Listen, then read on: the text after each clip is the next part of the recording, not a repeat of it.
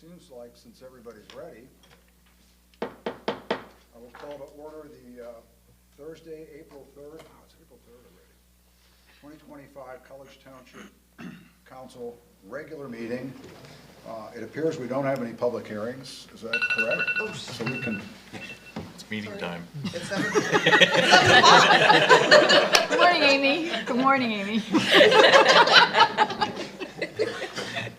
Nice. Where was I?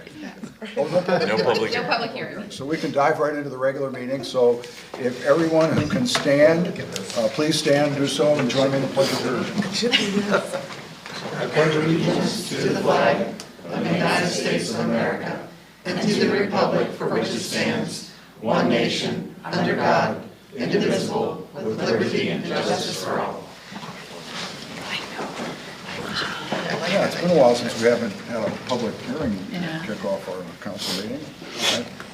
So jumping right into the regular agenda, first item is public open discussion. This is an opportunity for anyone in the room or online to address council on anything that's not already on the agenda. And just please note, there's about 7 items on tonight's agenda. So, Sue? And if anybody online wants to address council during this, just raise your digital hand and we'll get to you. Hi, Sue Smith, Chair of the Lamont Village Association. I sent you all a letter, but we wanted to just expand on our idea, especially since this is the sesquicentennial, the 150th anniversary of the township, because there's a very important part of College Township is the Lamont Village, and we have an historical district, and we have a great new, well, not new now, but traffic light with authentic posts and authentic black street signs. And we've asked before, actually I sent a letter in 2008, I guess it was, to ask if, at least in the historic district, the signs could be put back. We have all the signs. We would be glad to do anything anybody needs to do to make them look right. And Eric had some more ideas. Eric McGinnis is here to tell some other ideas too, but we just, and I'm looking forward to seeing the pictures that we donated hanging in this room. Is that going to happen? The post office didn't like them. The federal post office, the regular post office liked them fine, but so I hope they'll be up for them, all the things that are going to happen. We're going to have a combined event, a concert and a dinner during the 150th anniversary, so that'll be fun too. So thank you very much. This is Eric McGinnis. Okay. Hello, I'm Eric McGinnis, and I live in Grove Circle, arguably somewhere near Lamont, if not in Lamont. And aside from where I live, I also am a scout leader for, I believe, the only Scouting America units that are home base in the township. And we have some young men and women who would like to pursue an Eagle project in the coming months. And hearing a little bit about these signs, that posed an opportunity. And as I understand it, there might be some code challenges because there just might be with them, but also wanted to see whether something was possible or if it's really a non-starter, you know, if there's no way that we can bring the old signs up to code using modern materials that would be acceptable. So I think that that was the first piece. And the second piece is thinking logistically whether, again, it's a non-starter because can these signs even be mounted on something that already exists, or are we talking about really getting into something more than maybe what the township is interested in or an Eagle project would be able to take care of as well. So those are some of my questions with regard to this. Okay. thank you. I think everybody on council was copied on the first email, but only Sue and I on the subsequent Yeah. follow-ups. Sure. I'd be happy to provide some context if you think it's appropriate right now. Yeah, I just want to say, we're not going to resolve this today during open discussion, but based on the feedback we get from you, it's certainly possible we could take this up as an agenda item based on what we hear. Sure. So I've been exchanging emails with Sue over the last couple of days in regards to this project. And while, I appreciate the concept of bringing the historic signs back and specifically utilizing the Eagle or the Scouts to do that, as was referenced, there are some challenges associated with that. We are basically governed by the Uniform Traffic Control Manual, and that ultimately trickles down to PennDOT and Publication 212. And that says there are standards related to retroreflectivity that must be met in order for signs to be appropriate in municipalities. One of the things I did share a little bit more context with Sue earlier today is the concept of painting the signs, as was what was referenced in the email that all of council received. That one most likely is truly a non-starter, only because it would never meet those retroreflectivity standards. The Publication 212 and MUTCD do allow for alternate colors to signs. So currently the signs you see are street signs that are out there are green background signs with white lettering. There are signs that or allowances for signs of colors of blue background, brown background, and white background. So there are some options to change up colorations of sign, but they just have to meet that retroreflectivity standard and the standards associated with color, as well as letter color and letter font, essentially. And one of the things that the MUTCD also references is that once you do a sign type, it should be uniform throughout your municipality. So it's kind of a cascade of issues associated with this project. It's not taking away the merit of the request, but it also is a recognition at this point that we're kind of limited by the standards that we have to operate by. So I did inform Sue and Lamont Village Association of that at this point, this request, staff's recommendation based on the request that came in would be to not recommend that project advance.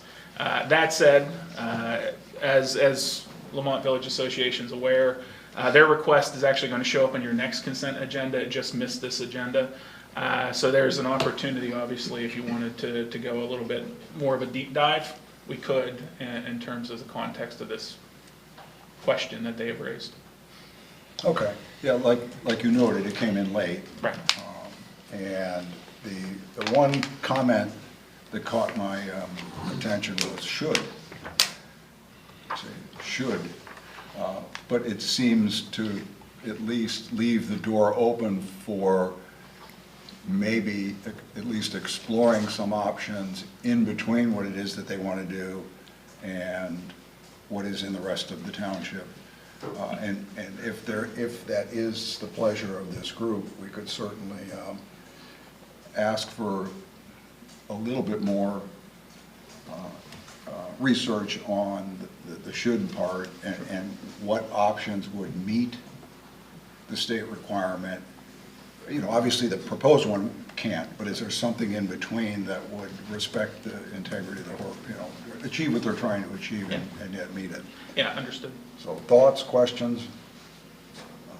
What I'm suggesting is potentially deferring this to a actual agenda item in a future meeting. Yeah. Yeah. Okay. Rich? Mm-hmm. Can staff handle that? Yeah. At this point, I think we could bring it back possibly as early as your next meeting here in April.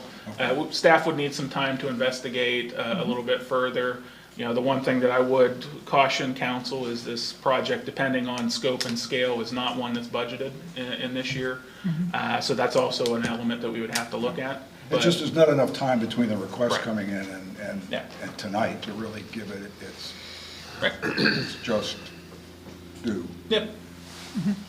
All right, so if we're all in agreement, I will work with staff, Susan and I will work with staff on a future agenda. Okay. Anybody else? Anything else that's not on tonight's agenda? Anybody online? If not, we're going to move into new agenda items, kind of the same thing. This is where somebody would request consideration to add something to tonight's agenda, and we're not going to add the street signs to tonight's agenda. That's definitely going to be a future agenda. Anybody in the room? Anybody at the table? All right, then we can close out on that, and that takes us to special presentations. Tonight we have tonight we don't have any special presentations, and that takes us to plans. Tonight we have one, which is the Half Moon Towing. It's a sketch plan for Half Moon Towing. Lindsay, are you going to kick us off, or? Yeah, sure. Mark Treddy's here representing his client, and who has Half Moon Towing located on a parcel off of Reese Road. This past Tuesday, the Planning Commission saw this same sketch plan. Mark presented it, and some of their comments they discussed. Let me just pull them out here. The Planning Commission discussed proposed restroom facilities, because prior to this plan, staff looked through it and talked with code, and they indicated that a restroom or sewer connection would be required. We talked about the capacity of the towed vehicle area, parking, ingress and egress, sewer service, and a well versus public water connection. I just wanted to tell you what the Planning Commission talked about on Tuesday night, and then Mr. Toretti's here. Thank you. I'm Mark Toretti with Pentair Engineering, and also Mike Barr from Half Moon Towing is also here. This is just to present a sketch plan for the site off of Reese Road up in the Reese Industrial Park. It's a site that does not have frontage on Reese Road. It was a lot that had an access easement back from Reese Road, and then it currently has a towing site, basically towing storage facility for Half Moon Towing back there. It is basically a gravel fenced-in area where trucks are impounded and that until they are picked up. What Mike is looking at doing with this is putting a garage building in, and the garage would be for his for pickup trucks, and then there's one other bay that would now pretty much be just an office area per se, but talking to code, like staff check with code, that they are going to require sanitary sewer service to this.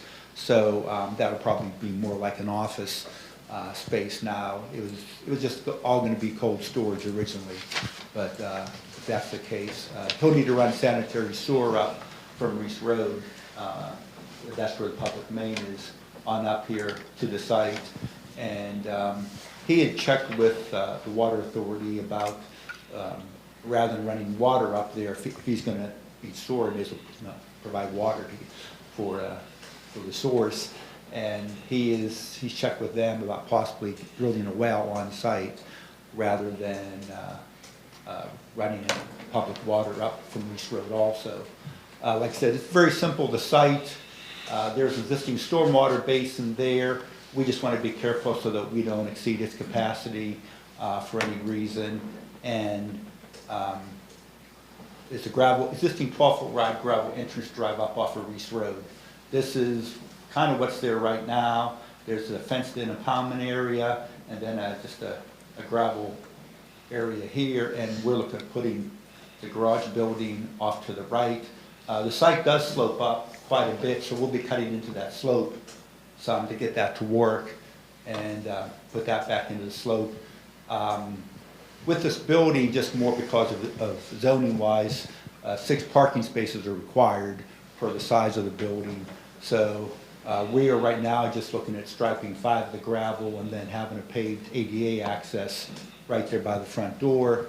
One other thing we talked about Planning Commission was the driveway is about 12 feet wide coming up, and what we discussed was somewhere along here down at the entrance putting a pull-off area. So if in case for either emergency vehicle is coming in or getting out, there's a place for one car to pull off of that existing driveway. So we're looking at that. And in general, that's kind of the whole intent of it. We wanted to get in front of you, see if you had any comments before we move forward on the project. Okay, thanks, Mark. Lindsay, before we open it up, you said planning commission, you noted things the planning commission talked about. Correct. Could we cover specific comments from them on this? Sure. The one that really sticks out is the access road. And as Mark indicated, pulling off and on, it's 12 feet wide currently. So we said, you know, for access not only of, for emergency vehicles, but if a tow truck is coming out and another car is going in, you know, who would be able to pull off first and get around. So that covered the ingress and egress. One person just asked what the capacity of the tow area was, and I think he said that it was about, the most you get there is about 60 cars on a busy weekend, game weekend maybe. Towing services are done through the State College Police Department, and they also tow some accidents up to the property. The concern of fluids leaking came up at the Planning Commission, and then Mr. Barr indicated that, you know, they have proper things in place. Yeah. They have oil dry and what is typically needed. Yeah, so that was discussed. And then the public water connection, well versus public water, if that would have to be a note on the plan. And they asked about the cold storage and if there would be heat in the building, if there was water there. So I guess things wouldn't freeze. I think that was about it. Do you, Don or Mark, remember anything else? Nope. Okay. Okay, so as far as the sketch plan that we're looking at, the only difference that we would see would be a wider access road. That would, Yeah, that would definitely be one of our comments in the review, once we get into an actual plan review, is what we talked about was having a long enough area down at Reese Road. So let's say a tow truck's coming in, they're towing a car, someone's coming out, they'd be able to pull in full length while the car goes by, so they're not stopped out at Reese Road waiting for the car to come out. And perhaps another one on up in another pull-off area, okay. which really actually you almost have that there, it widens out. So that was one of our concerns. So for the purposes of a sketch plan review, that would be the 30,000-foot comment we would make. Yeah. That they made. Yep. Right. And anything else? They did submit a minor plan not long ago, and there were some notes on that plan that will move forward when this land development plan is submitted. One of the comments on there was about public access and safety and lighting. So when the land development plan comes in, we'll have the opportunity to review it against our subdivision and land development ordinance and ensure that it's in compliance. Okay. Yeah, and then also, with that minor plan, the buffer yard requirements, because around this side of the property and part of this property is zoned forest, buffer yard plantings were shown on that plan. He currently has surety posted for those. Probably gonna wait to see after we get this plan done and approved, have it all done at one time then.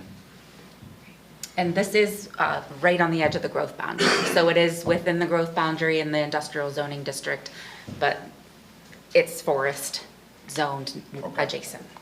So since Mark mentioned it, does the submission of this plan then trip the threshold that there needs to be formal buffers now between the zoning districts?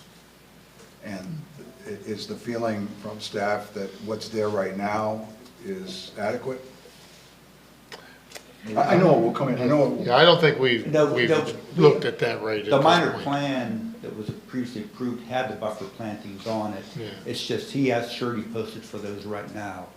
You know, there was required because of the different zoning districts. This is industrial beyond its forest. And so those plans were already on the minor plan. So and surety's been posted to the township for those. Okay, then we'll start with Dustin. Yeah, really the only question I had was just to reiterate, so the original sketch plan had no sewer or water or anything going to it, right? And so code said it had to have a restaurant, or it had to have sewer going to it. And so what was, does anybody, what's the background on that? Why is that trip that? Because it's a habitable building. It's a Okay. habitable structure, so they need to have the sanitary facility there. Okay, thanks. Susan? The only question I had was about the environmental impact. I think you Yeah. answered that. Thank you. Okay, great. Rich? No, I think the planning commission got all the big ticket items. Okay, anything else, Mike? Just to be clear, just to follow up on Dustin's comment. Yeah. The code will require sanitary sewer. Does the property owner have a choice between on-live septic and No. sewer, or? He's within the growth boundary, So so. he has to have- Yes. Okay. But we don't require public water hookup, so if he wishes to drill a well and he can find water, there's no issue with that. Okay. Anything else, Mark, from the, all right, so then, really, this is what purpose sketch plan, there, other than what planning commission has identified, there seems to be general support conceptually for this. As long as, when it comes back, you'll have that tier of subdivision, land development plan requirements.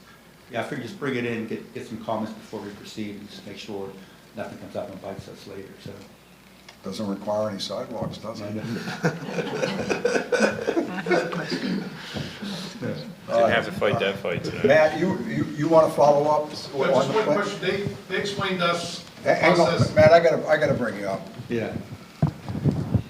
While Matt's coming up, I'll share that I got to spend some time with Mr. Toretti yesterday at one of his other approved land development plans at the Stalker Collision Center. Very nice finished project.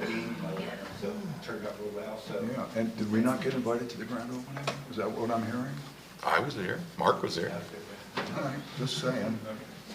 Okay, I'm Matt Fenton, I'm the liaison for the planning commission. One thing we found interesting, we discussed is the process when somebody comes to pick up an impounded or, a car that was involved in an accident. I just think one of these two guys could explain, because we sort of wondered, would somebody be at that office all the time, and they provided a good answer. What is that answer? Why don't you come up and explain that a little better, but currently, with, a lot of it is. Right now we do everything out of the tow trucks and cell phones. All the drivers have apps in their phones.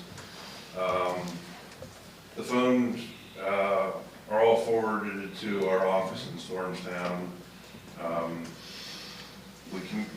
When they call, we dispatch a driver to go to our Reach Road address.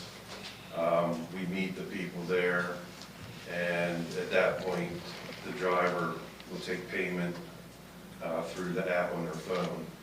Now, once we get the garage put up and we have an office, then yes, I'm going to have someone staff there. That way we don't have to coordinate with drivers trying to meet, because, it's been working pretty well, but sometimes something will come up where I'll have a driver head over and we'll get a 911 call and I have to send them to a police call or something. Yeah, and with not having kind of an occupied office space, it's like what makes we use it and. Yeah, use so- it for, it's just gonna be all. Originally, I just wanted to have a cold storage building, but then when I found out I had to have the bathrooms, at that point I thought, well, I'll just have an office, staff somebody there, which ultimately is the right move anyhow. But I want a building to keep the trucks in, especially in the wintertime, because, to keep snow and ice off of them, because when the guys go out, you got your straps and chains all covered in snow and everything's frozen, it's kind of miserable. But yeah, like I said, as of now, everything's done through the trucks. And once that's set up, we'll have set hours and do it out of the office. It sounds great. Mark, can you identify your guest tonight for America? It's Mike Barr, owner of Half Moon Towing. Okay, so you're the owner-operator of the business? Mm-hmm. Okay, well, Mike, I think you saw general consensus here. conceptually for the plan. Yep. Last chance for questions or comments while Mr. Barr has the podium. No? Okay. Okay, thanks. Hopefully see you in the future on this. All right, thank you. Hey, well, since you mentioned that, timeline? As soon as possible. Yeah. Okay. Oh, it's on me then, so, yes, as soon as we can then, get to move forward. We want to just run it by you first, and then you can know exactly what we need to do. Well, and you know we appreciate that. Okay, great. Thank you. Have a good night. That concludes our plans. That takes us to reports. 4 items under report. The first is the manager's update. Does the assistant manager have anything to add beyond what's in the report? Couple quick things, nothing directly related to the manager's update that was included in your agenda, but there were 2 attachments. The first is just calling to your attention the change of mailing address for Mount Nittany Medical Center. The current address, 1800 East Park Avenue, is no longer. The new address is 155 Wellness Way. This has obviously been a discussion that's been out there for quite a while, so we're happy to see this is moved forward and happy to see their new address in place. So I know I saw an article in the CDT about it here recently, so I know they're getting, starting that push advertising that they have a new mailing address. The other item that was in your packet was a request that came in through CNET. From a student at Penn State who's looking to do a class-level documentary pertaining to the casino discussion that's happened here at College Township. Just requesting access to footage. Wanted to bring that to council's attention. From the administrative side, we feel like this is an easy yes, but we wanted to see if council had any concerns about that before we signed paperwork. Having heard that, concerns, comments? It's public I mean, record. there's case law that says it's a matter of public record. Yeah. So, Yeah, that was our stance as well. Just wanted to bring it to your attention. The last thing I had, and it's just a echo from the last meeting, over the next couple weeks, you'll probably be seeing a couple doodle poll requests, looking for a little bit more of your time associated with a joint meeting with Planning Commission to talk about their progress to date on form-based code and get a little bit of guidance on you on some larger topics. We also are quickly approaching the need for a capital improvement program meeting as well, and as I hinted at the last meeting, that's probably going to quickly go into more strategic planning, organizational planning here for the township. And last but not least, due to a couple recent resignations, I'm going to be looking to get a executive session from this group to start interviewing ABC candidates as well. We've got a few candidates in the pool and a few openings available, so it's time to take a look. well, we couldn't dare go a month without an executive session. All right. Any questions for the manager or the assistant manager? All right, well, that concludes the manager's update. That takes us to item number 2 under reports, which is our COG regional, county, and liaison reports. As I checked the COG calendar, I saw 4 COG committee meetings scheduled since our last meeting, the first of which was Parks and Rec Governance Committee was scheduled for March 26th, and according to the calendar, it was canceled. Is that correct, Rich? That's correct. We're waiting on some draft documents from staff.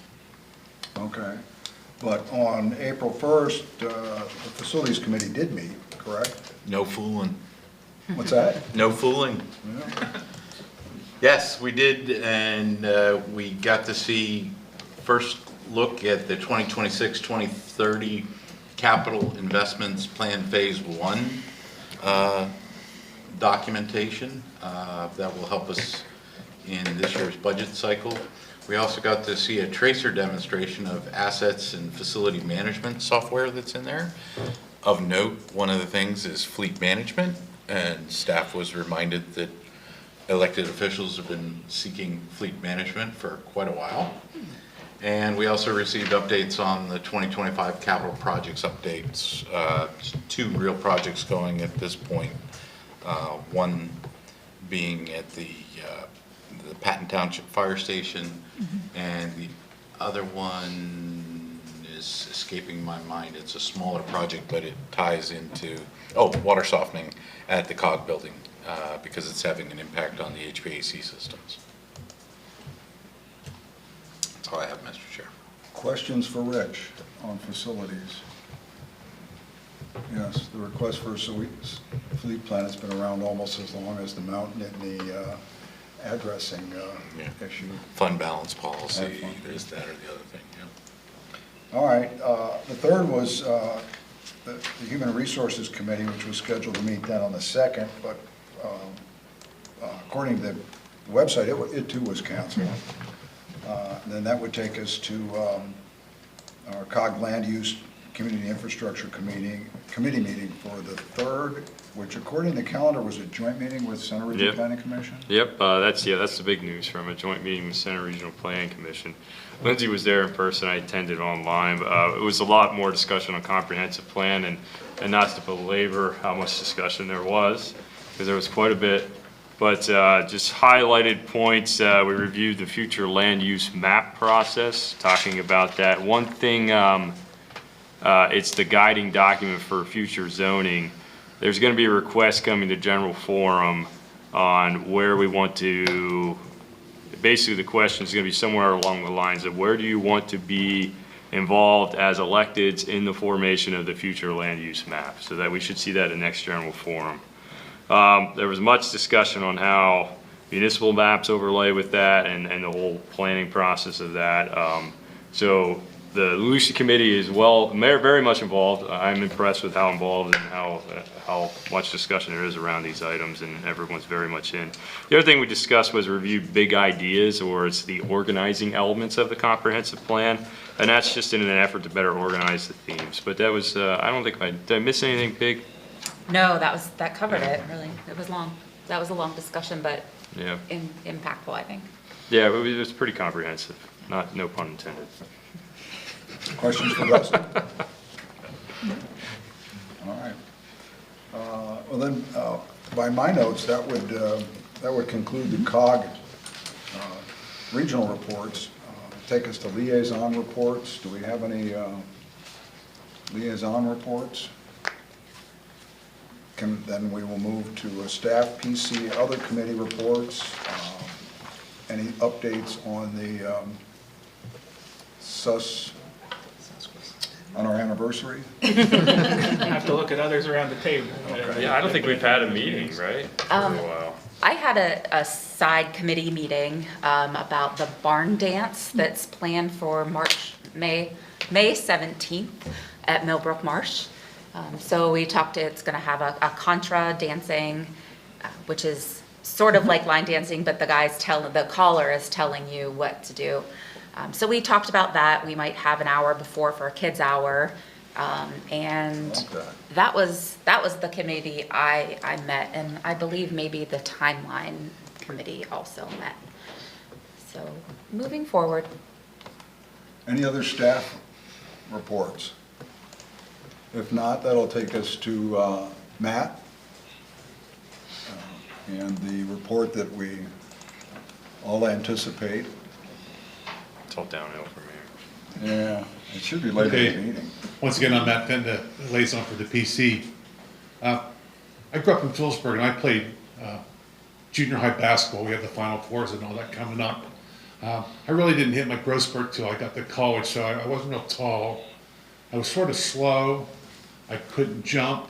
And when it come to shooting the basketball, unless I was right by the basket, my teammates and the coaching staff preferred that I pass it to somebody else. But one thing I could do is I could rebound. I was pretty wide, I was pretty strong. You know, the object of rebounding is the basket and then yourself and your opponent.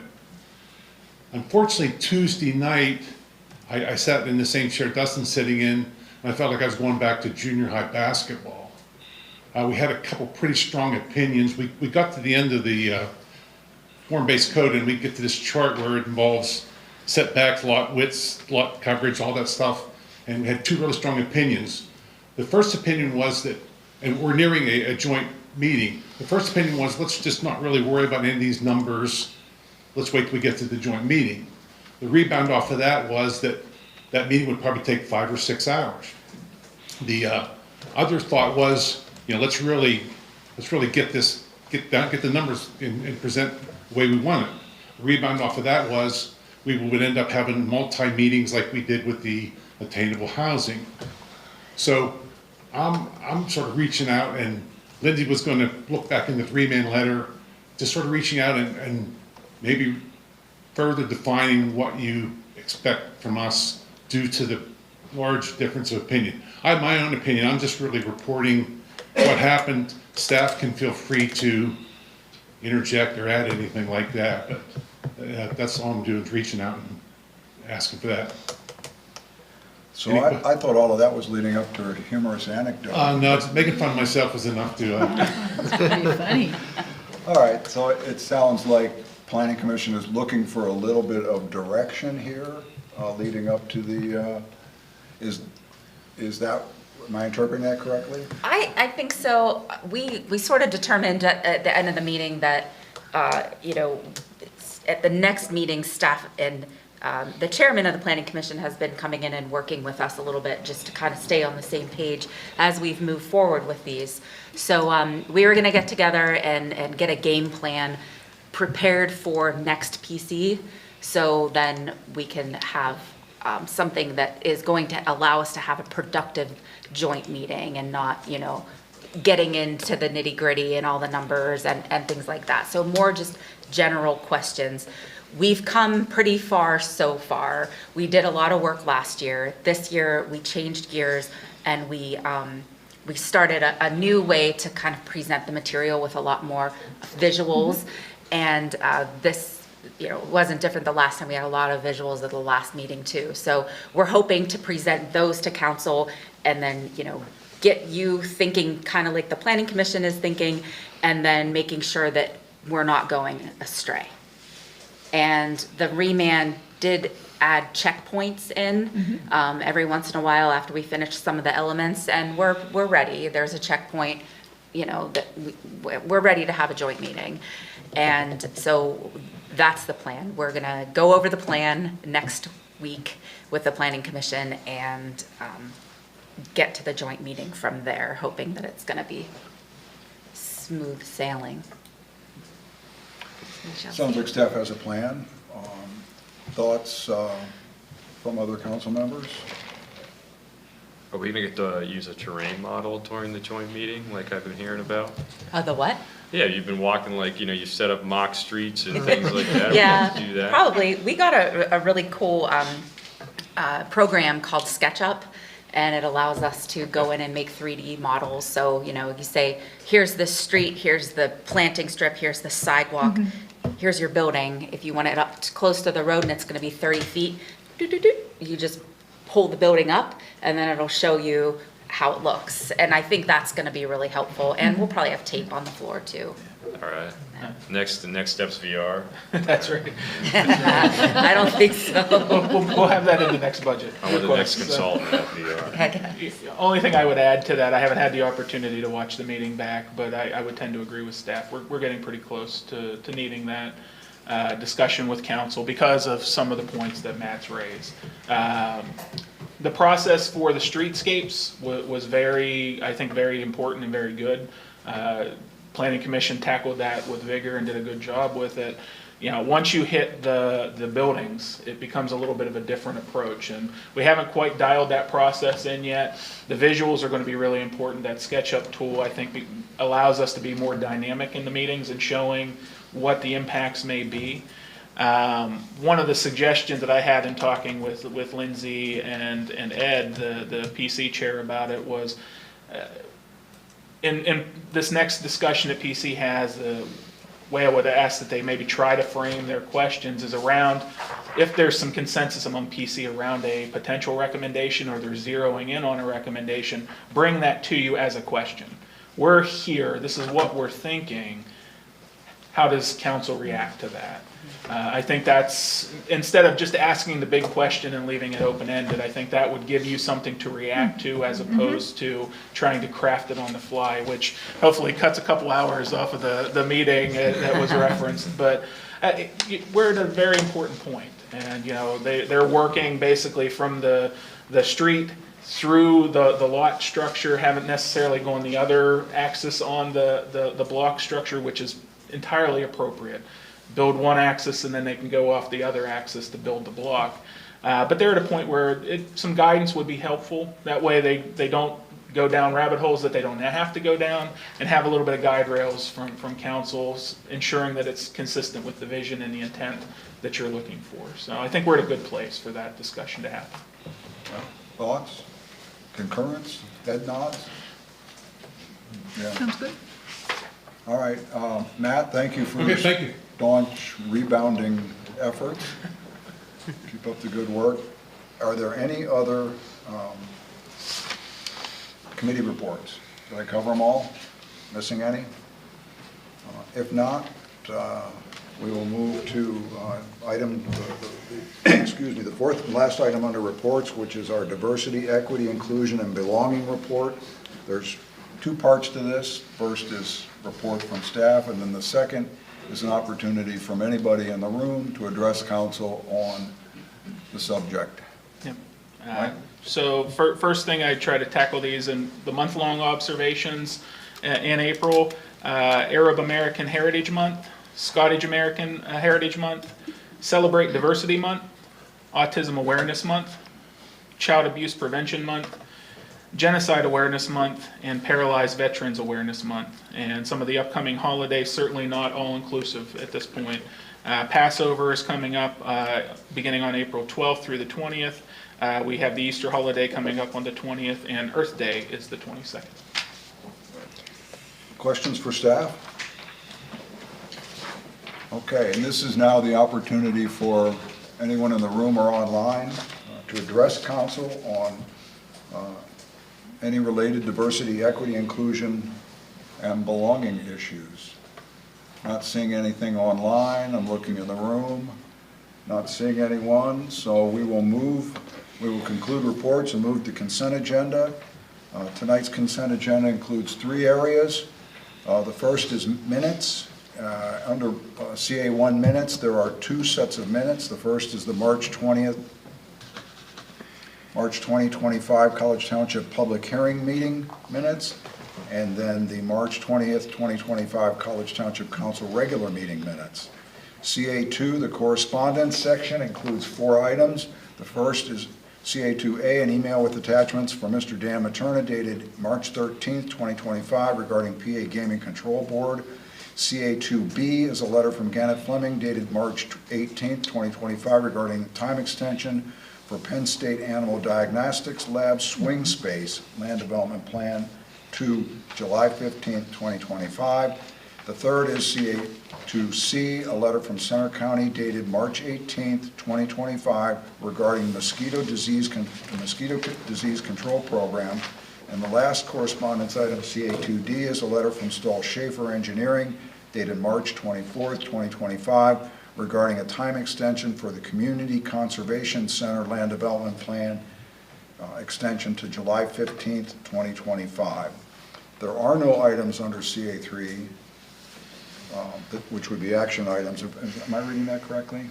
There are no CA3? Okay. So at this point, the chair will entertain the option of pulling any of these for discussion or adopting a consent agenda as presented.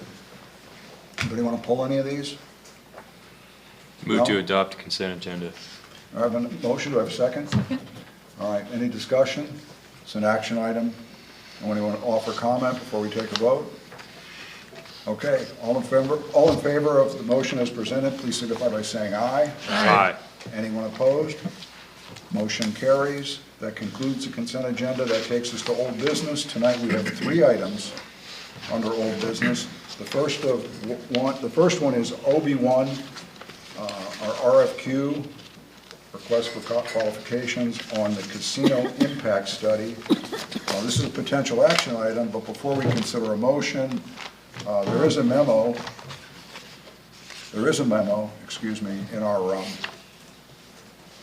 packet from Mike that outlines the background, the experience to date.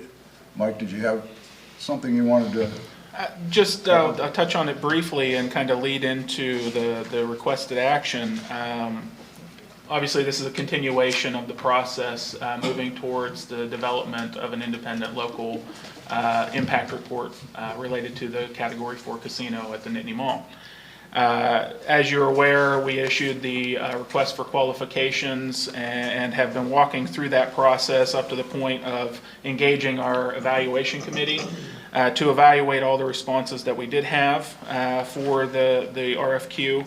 Looking at expertise and experience, understanding of community needs, the proposed approach and scope of work, as well as just overall quality of the presentation.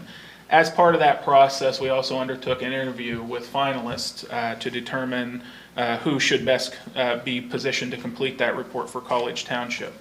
As I framed up, I believe at the last meeting, we had a lot of interest during the initial process and kind of a disappointing response in terms of submissions related to this. However, in that small group of submissions, we did have a very good response from a team known as Convergence Strategy Group. They had presented a pretty compelling response to the RFQ and performed very strongly in the interview process. So much so that the evaluation committee was unanimous in their consensus to recommend Convergence Strategy Group as the preferred consultant for this project. Convergence brings 50 years of experience in the casino gaming and leisure industry, providing specialized analytical and strategic planning services to public and private sector clients worldwide. Over the last 20 years, the two principals that we are engaged on this project have conducted over 450 impact study assessment projects around the globe, including processes in 40 states and multiple jurisdictions within the state of Pennsylvania. While the final scope of work and final cost is still subject to negotiations, I can note that their initial proposal contemplates a scope of work that was consistent with what was in the RFP, looking at that evaluation and emphasis on potential social and economic impacts in the community, as well as some of those other impacts, infrastructural, public safety type impacts. They are proposing a 14-week schedule currently. And the cost proposal that they initially laid out to the interview committee was within the budget limits that we had spoken about, that 70 to 100,000 range that was budgeted in the 2025 budget. At this point, what staff is asking is that council authorize us as staff to enter negotiations with Convergence Strategy Group on a contract including a final scope of work and final project cost. That final contract will ultimately come back to you at a future meeting for your end approval. But at this point, I'd be happy to take questions on what we've seen so far and our experience to date with Convergence Strategy Group. Okay, before we do that, Susan and I were part of the team that evaluated. Did you have anything else you wanted to offer? I sat in on the interview process. We asked specifically about those public health, mental health impacts, and the team was very forthcoming and had experience doing that work, and that was something we had highlighted in the RFQ. I thought they were very open to working with us, and they have good experience, so it's a good process. Yeah, I missed the interview, but I had the opportunity to, go through the proposal, and I was pleasantly surprised and pleased by the depth of experience they had in the areas that we purposely weighted heavier, anticipating a higher level of competition, particularly local work within Pennsylvania, within the framework of the regulatory structure in Pennsylvania, the social issues. So I think they would have held up very well, even in a more competitive environment. That's why I feel very comfortable with where we're headed with them. And then the last thing is, I suspect when we get into this, we may be tempted or desire to go a little deeper in one direction or another, and the anticipated cost is is going to leave us the room, I think, to explore a little further and deeper, should we desire, in some of those issues. There will be, as we get into it, it's like anything. It's like any of these. So, that's all I had. Questions? Rich, Dustin? I don't have any questions. Okay. This is a potential action item here tonight, so if folks here are satisfied with the staff recommendation, we can entertain a motion, we can open the floor for comment, consider action. Just to the committee, was there any items noticed that there was a little pushback or concern that we were asking too much or anything like that? You mean from the consultant themselves? Is that- Correct. No. Honestly, the one thing that, you know, in their initial proposal, that from our end, we felt that they probably weighted a little heavily on traffic. Yeah. So we asked them to reevaluate that as part of their proposal when they came in for the interviews, and they were very responsive to that.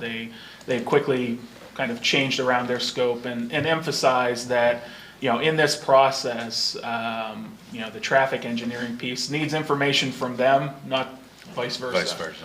So, no, my experience to date has been very favorable. I've been very favorably impressed with the two principals that would be working on this and how responsive they are. And quite honestly, as one of the folks that sat in on the interviews, they were answering questions before I could ask them, which I like. You know, that speaks to their experience and expertise. So I did do some reference checks on them as well, and their reference checks have been glowing. Excellent. That's all I had, Mr. Chair. Dustin? Nope, nothing else. Okay. Well, understand that any action is not, and is simply authorizing the beginning of the negotiation of a contract, of which there will still be room to, you know, get more specific as we get into it. So if there is consensus support in moving that direction, the chair will entertain a motion to direct staff, let's see here, Authorized staff. yeah, to authorize staff to enter negotiations with Convergence Strategy on a contract that will include a final scope of work and project cost. Do I have such a motion? So moved. So moved. Do I have a second? Second. Second. Okay, since potential action item, before council takes any action here, first I'm looking online. Anyone want to address council on potential action? Okay, in the room, Andrew?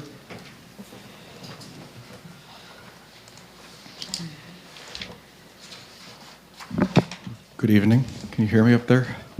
Yeah, the important thing is, can America hear you? Okay. Can you hear me back there? My name is Andrew Schaefer. I'm from State College Borough. College Township's independent casino impact study is intended to identify the potential benefits and harms that the Nittany Casino might cause to the community so that its benefits might be maximized and its harms mitigated. As such, this study must seek the objective truth about the impacts of the proposed casino rather than seeking to make the casino look either good or bad. The data collected in this study and the study's projections must be accurate for the study to be of any value for accomplishing this intended purpose. With this in mind, I have several concerns about Convergence Strategy Group being recommended to conduct College Township's independent casino impact assessment. First, a quick perusal of Convergence Strategy Group's website makes it clear that although this firm has done work for several local governments, most of the work that it chooses to showcase for potential clients has been done on behalf of casino developers. As I mentioned in my last update to the council, the close ties between casino developers and many casino impact study consultants can cause some consultants to generate studies containing biased results. Convergence Strategy Group appears to be susceptible to this type of bias, as I'll show in a moment. However, it also appears to have conflicts of interest that are much deeper than its general ties to a client base of casino developers. As council is aware, SC Gaming recently filed to sell majority ownership of the Nittany Casino to Saratoga Casino Holdings. The co-founder of Convergence Strategy Group, Suzanne Leckert, lists Saratoga Casino Holdings as a client in her bio on the Convergence Strategy Group website. Other impact study proposals generated by Convergence Strategy Group, such as the one for its study in Waukegan, Illinois, which was sent to the council earlier in the week, also list Saratoga Casino Holdings as a client of the firm. Convergence Strategy Group is therefore conflicted in the development of the casino and ineligible to conduct the independent impact study according to Section 5 of the request for qualifications for this project. Furthermore, Convergence Strategy Group states on their website that, quote, "For one of the fastest growing casino companies in North America, Ms. Leckert has been engaged in assessing the potential of numerous development locations for Category 4 gaming in the state of Pennsylvania," end quote. Because the casino company that is sponsoring this project is not named, we do not currently know whether or not it has any ties to Ira Lubert's SC Gaming, Eric Pearson's Copper Star Gaming, or any other entities affiliated with the development of the Nittany Casino. Convergence Strategy Group may therefore be even further conflicted with respect to College Township's independent casino impact study. To show that Convergence Strategy Group appears to be susceptible to pro-casino bias, I will refer the Council to the highlights of an economic and market assessment conducted by Convergence Strategy Group for the development of the Cedar Crossing Casino in Iowa, the approval of which Suzanne Leckert celebrated on her Twitter feed earlier this year. In particular, I would like to draw attention to the fact that this assessment states that the development of the Cedar Crossings Casino will have only positive impacts. In reality, every potential development has both positive and negative impacts, if for no other reason than because every decision has an opportunity cost. I question whether a firm that would publish a report that cannot identify even a single negative impact resulting from a casino development will conduct College Township's independent casino impact study in a way that will discover the truth about the impacts of the Nittany Casino on our community. The Council's choice of the consultant who will conduct the independent impact study and the rigor with which the Council ensures that the study is conducted according to the parameters it has previously established will determine whether the study will be a benefit to the community or a waste of taxpayer money and College Township staff time. I encourage the Council to uphold the terms of its request for qualifications by selecting a consultant who is free from conflicts of interest. Additionally, regardless of which consultant is eventually selected, I encourage the Council to engage with its chosen consultant closely to ensure that the developed study is relevant and conducted in accordance with its intended parameters. Council and staff must ask the consultant hard questions and evaluate the integrity of the consultant's answers to ensure that the results of the study are complete and unbiased. Only a thorough and unbiased casino impact study will yield accurate data and sound recommendations for effective ways that the Nittany Casino's benefits can be maximized and its harms mitigated. Thank you. I would like to give each of you a hard copy Sure. of material to substantiate everything that I just said. Thanks. Thank you.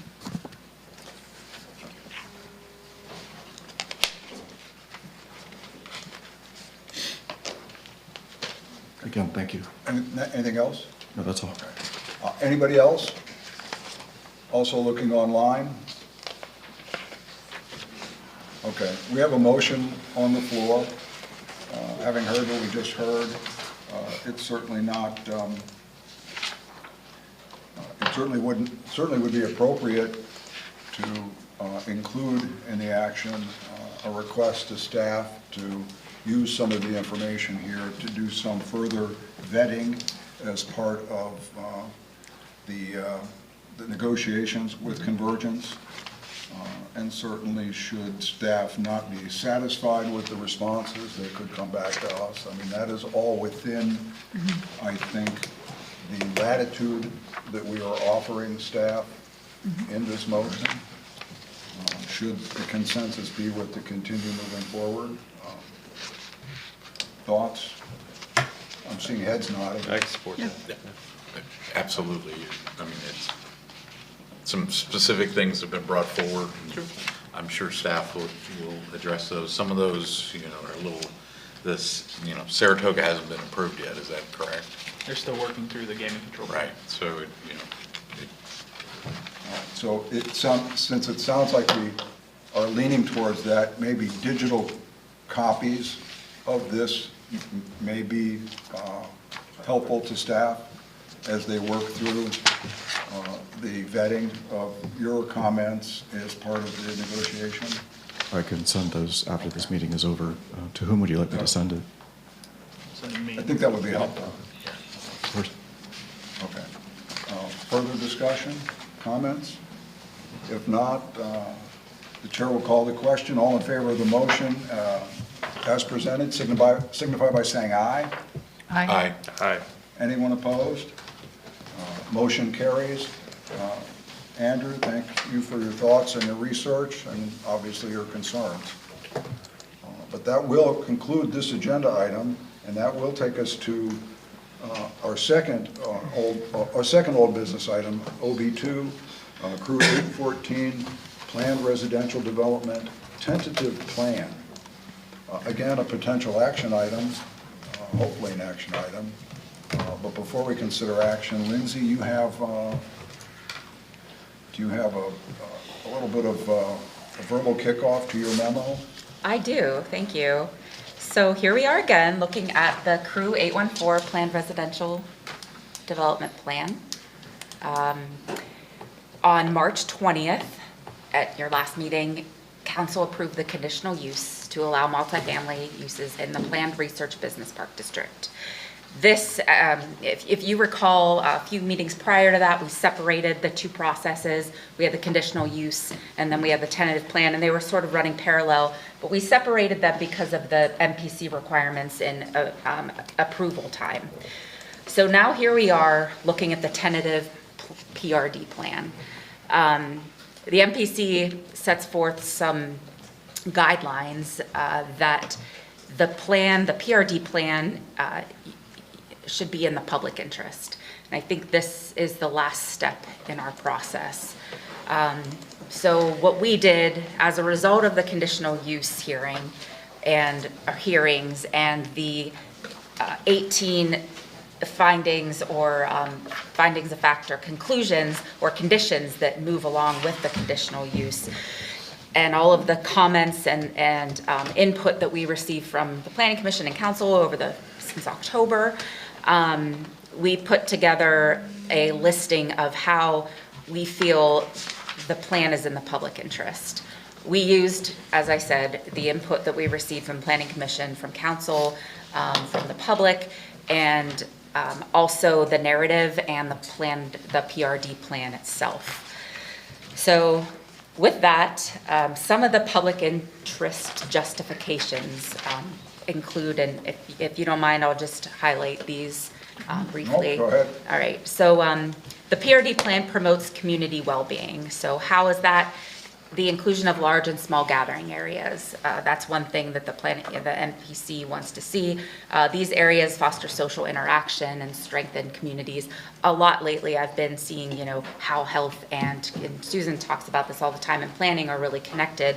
And I think the inclusion of these small gathering areas or the large gathering areas, bring people to nature, which usually makes folks happy. And so, that, is consistent with the community well-being. And then additionally, we have pedestrian facilities and walking paths around the property. It also preserves open space and natural features. They are setting aside 12.8 acres of parkland and open space. And as a result of some of our discussions here, we're going to prioritize the view sheds and the natural vistas that exist currently on the property, try to maintain some of those. It protects water quality and karst features. As we spoke in detail, and the College Township Water Authority is very involved, we saw the fracture traces. We know that we're in a karst region, and they're going to use some best management practices, which they have experience in working in other karst regions. It enhances safety and infrastructure. The grading plans for the steep slopes, runoff, to maintain these, ensure the proper site access. Of course, we have the traffic impact study that is still out. We'll review that. And Council did ask that there be assessments throughout the construction and throughout the development's lifetime of how those will impact any nearby neighborhoods. And then it encourages thoughtful development. We have the future commercial area that's there. We hope to see that develop here. And the PRD also requires visual buffers, and they considered and accepted Council's input on adding bigger buffers between some of the uses. Future regional connectivity, we did talk about them contributing to an effort to connect to the Spring Creek Canyon, which was something that's in the Dale Summit area plan. and ensures construction oversight and compliance. As we went and talked, to the College Township Water Authority, we want to make sure that all of those things are overseen, especially with the Columbia gas easement that runs through the property. And then finally, it provides affordable housing. We did change our affordable housing ordinance last year to expand the range. So now there's going to be an opportunity with this development for folks who make or earn between 0 and 79% of AMI to be eligible for at least some of these units. The requirement is about 62 workforce housing units we'll be getting to add to our existing 28 that we already have in our program. And then overall, we're working on the Dale Summit area plan. We're trying to revitalize the area. We changed the zoning for this, years back, a few years ago now, and we're revitalizing. We wanted this development to be a catalyst for what is to come in Dale Summit, and I think that, that all falls into how this plan can be in the public interest. So, the plan was included in your packet, and the developer is here tonight. Okay, thanks, Lindsay. So if I understand where we're at, we're kind of at the point now where the public's interest justification that you just outlined and the conditional uses that we outlined come together on the screen. Is that correct? Mm-hmm. I mean, we've seen it before, but now we're seeing it in the context of what we've agreed on the last couple of meetings, right? Right, yeah. Okay. The conditions, all of that will be included on the plan, so those are captured and memorialized. Yeah, I mean, the ones that are high enough level that we would see on this plan. Some will happen as we get farther into the development of the plan. Yes, exactly. But before we open it up, is there anything that staff has seen then in the plan that is inconsistent with anything that you just read or anything that's in the 18 conditions? I'm just asking for the record. At first glance, I didn't see any, but I just want to make sure that I didn't. No, we feel that it's all consistent, and if the tentative plan is approved, this won't be the last time we see it. We'll see the final PRD plans come in as well. So we feel comfortable in moving the tentative plan forward with the conditions, and I hope that answered your question. Okay, yeah. No, I just wanted, there were any really big issues, get them out now. Yeah, and I think we did. Okay. We did, yeah. All right, Susan, why don't we start with you? I thought the justifications were good, and I think they linked well with the conditions that we set. I did have a question about the justification under number 8. It provides affordable housing. Is that affordable or attainable? Well, because I know that it says 0 to 79%, so that incorporates all the ranges of housing through affordable, attainable, so that would open it up to... well, it would open it up to the folks who are earning up to the 79% of AMI. And that would all go through the Center County Housing and Land Trust. Exactly. So Missy would do the income justification and qualifications. Correct, just as they do for Aspen Heights, right. The units at Aspen Heights. Okay. And so there's no limit on the lower end of income for the workforce housing? No, and getting back to the attainable question, when we first started working with the attainable, the workforce housing ordinance, attainable was in the title, but the change that we made didn't change workforce to attainable, so I just kind of kept affordable in there. But if we want to change that language to make it known that there's a big range, we can do that. I would defer to the rest of council, but I do think it's important to emphasize that as workforce housing. Okay. Anything else? I think everything Mike, else I is good. forgot to give you an opportunity to chime in case. No, I feel like staff, Lindsay in particular, and Mark, and working with Dawn have done a good job framing this up. This has obviously been a fairly intensive process. I appreciate the patience from the developers as well. But I think we're at a good point here. All right, Dustin? I mean, I would be on board with Susan's suggestion. I'm just trying to get off the top of my head, what is our ordinance called? Workforce housing? Yeah. So I don't know, you know, there's some emphasis on workforce housing. I'm behind that, but otherwise, I mean, I think the memo is excellently written. I think it's very, very well, a lot of work put into it. Thank you. I have no further questions. Rich? No, I would agree. I know we were bouncing attainable, affordable workforce and all that. Yeah, There was some kind of grant considerations Right. and things like that, so just be cognizant of that. I think the memo does frame it very well. I also think that although the process has been lengthy, it did meet our desire to be very hands-on as we move through this transition period towards form-based code. So I appreciate everybody's efforts throughout, the developer, staff, planning commission, and council. So, thank you. Yeah, what Rich said. Back to Susan's comment, you know, that's number 62 units. I am so happy to see that. I mean, that is a giant step forward, and especially if some portion of those,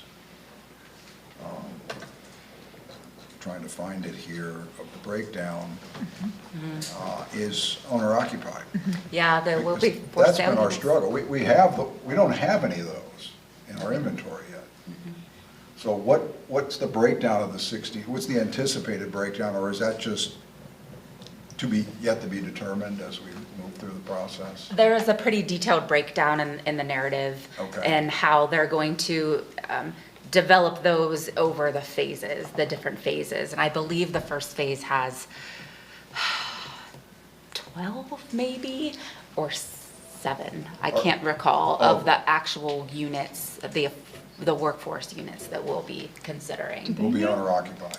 I bet they do. Do they know? I bet they do. They probably do know, yeah. Yeah, there's a chart for it. It's somewhere on the plans. I think they were trying to avoid that. I think so, they're all, they know. Matt might know. This is a big deal. I'm sorry, this is a big deal Yeah. for us. This is a These high are our first priority ones. issue regionally, and we kind of jumped out front. I found it. So I'm thinking we have 64 fee simple units. Is there 6? Yeah. 3. No, 64 owner occupied. Here, I can share it. Oh, Lindsay has it. yeah. So there's 4. It looks like this chart says there's 4 town fee simples that will be included in the first phase. Okay. So we'll test out our ordinance to see how it works with the owner occupied. And the intent is that those would still be administered through the county land trust? Yes, Okay. yes. Nice. Yeah, the fact that this is what we're talking about is actually a very good sign versus, you know, what we could be talking about. Yeah, I think Bergantine working with the township, and I think we had Missy come up. So that was, I think, a great meeting. I think the Bergantine crew got a really detailed understanding of the concept. So I think once we had that meeting, everyone had a vested buy-in on it. So yeah, it's a good program. Yeah. I do have a question. I'm not sure I understand. Is it 4 fee simple townhomes in the first phase? And or is that the limit on the owner occupied units out of the 62? So we have how this is broken down. So in the fee simple area, so we have 4 units or 4 buildings, or not buildings, but 4 units. Correct. Which will be available for workforce housing. And those are owner occupied, they will buy them, the land will be leased by, well, we don't have to get into the details, but there'll be 4 total and 62 units, so the other 58 will be rental Spread out. units, Yeah. rental units. And they'll all be rentals. Yeah. except for those 4, which will be Correct. owner occupied. Correct. And Missy will manage that process. And Okay. that's 4 more than we have right now. Oh, yeah, oh, Yeah. it's big. Yeah. So we'll have 90 rental units in the township and 4 owner-occupied units. All right, other questions? Thanks for that question. It's another thing we've been working at for a long time. So this is a potential action item. We do have a recommended motion, and on top of the recommended motion in the memo, Lindsay has provided 3 conditions she suggests be attached to the motion. Is that correct?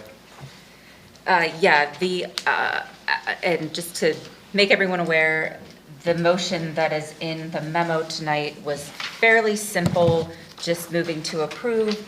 But in addition to that, I did add 3 conditions that kind of check off the MPC requirements. The first one ensures that the final plans comply and are consistent with the tentative plan, that the conditions be added to the tentative plan, and that council confirms that the plan is in the public interest. Okay. You obviously had not seen those conditions until tonight, but they kind of seem like housekeeping. We're good with them. Yeah. What's that? We're good with them. All right. I mean, we've been doing this all along, so I didn't want to get out ahead. All right. If that's the case, the chair will entertain a motion as suggested from the staff. Mr. Chair, I'll move to approve the Crew 814 Planned Residential Development Tentative Plan dated October 21st, 2024, last revised December 9th, 2025, and the Crew 814 PRD Narrative dated October 21st, 2024, last revised December 9th, 2025, subject to the following conditions. 1, the final plan shall comply with all the requirements of the PRD ordinance for the submission of the final plans, and the final plans shall substantially conform to the tentative plan. 2, on March 20th, 2025, council approved the conditional use to permit multifamily residential in the planned research and business park district. The conditional use and the 18 conditions associated with the conditional use shall be added to the tentative PRD plan notes to ensure compliance. And finally, 3, on April 3rd, 2025, this evening, council confirmed the Crew 814 Planned Residential Development Tentative Plan is in the public interest because of the public interest justification set forth in the memo dated March 26, 2025. I have a motion. Second. I have a second. Any discussion? Anybody need any clarification on that motion? I have one question. Sure. On justification 8, will that be listed as affordable or workforce housing? We can change it to workforce to be Okay. consistent with the ordinance. Okay, that's one I change. think being consistent would be good. Thank you. No problem with that, Rich? None. All right, since we're considering action here, opportunity for the public to address council on the pending action. I'm looking online. Now I'm looking to the room. I'm seeing none. So with that, the chair will call the question. All in favor of the motion, please signify by saying aye. Aye. Anyone opposed? No one is opposed. Motion carries. Another step forward. Thank you again. Thank you. For your willingness to work so closely with us. Absolutely, yeah, this was a lengthy process, and yeah, but you will see us rolling here again sometime soon, but yeah, I just thank you for the feedback and the opportunities to present our plan. Great. Quality time. Quality. Quality time. Yeah. So Lindsay, will we Where see would you them rather in be? 2 weeks, or do they get a meeting off? Oh, I don't me- know. give me some Will it be time off. okay? That's quick to turn around, but yeah, we look forward to continue to work with you. You guys have been great to work with. So thank you for all of your understanding and working with staff. We appreciate it. All right. Okay, thank you. All right, that concludes old business. That takes us to new business.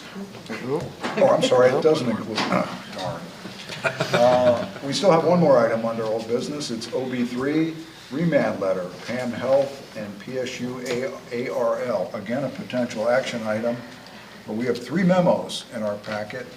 and including one from Lindsay outlining the request and the potential action that could be taken tonight. Lindsay, more to offer on that? Yeah, I do. There is a request in front of council for rezonings, 2 rezonings. One is a 62-acre request to expand the planned research business park district. I'm sorry.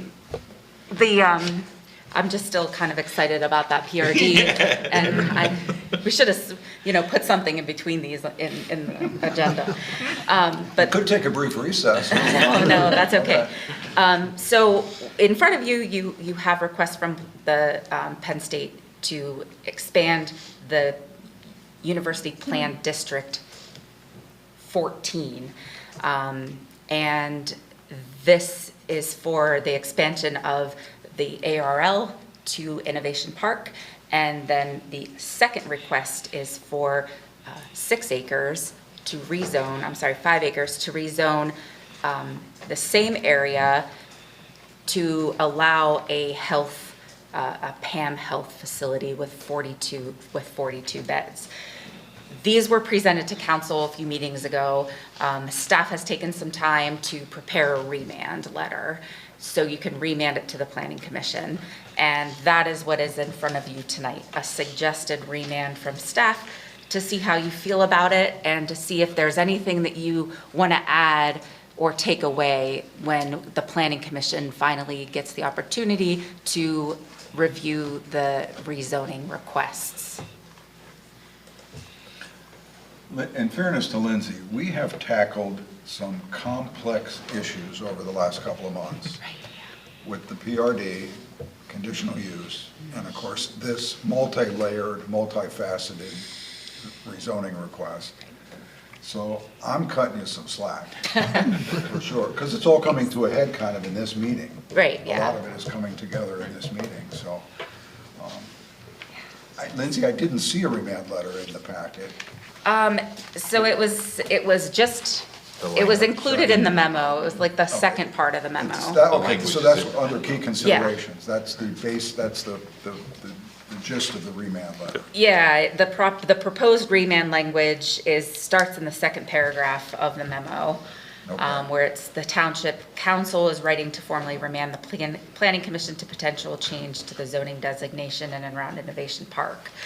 Along with the remand to Planning Commission, staff is going to prepare a rezoning analysis like we have with other rezoning. So that's in the works. And that will go hand in hand when this gets remanded to the Planning Commission. But some of the items that we're considering asking the Planning Commission, or that we're suggesting the Planning Commission consider, of course, is the zoning change itself, and is this area suitable for research and business park development? Then we want to assess the infrastructure and the utility needs in the area as well. It is outside of the growth boundary, so that's another part of this too. With the 62-acre rezoning, we'll also include a development of regional impact that will go to general forum. So infrastructure is important. And then analyze traffic impacts. There will be an impact study that is submitted as part of this project. So we just want to make sure that if there are any identified potential impacts that we have measures to mitigate those. And then evaluate environmental concerns, if there's any extra reviews or anything council wants to further consider. And then facilitate regional coordination discussion. Of course, this is going to be an expansion of the regional growth boundary. This just kind of goes hand in hand with that. So those are some ideas that staff has that the Planning Commission should consider when considering this rezoning. Okay.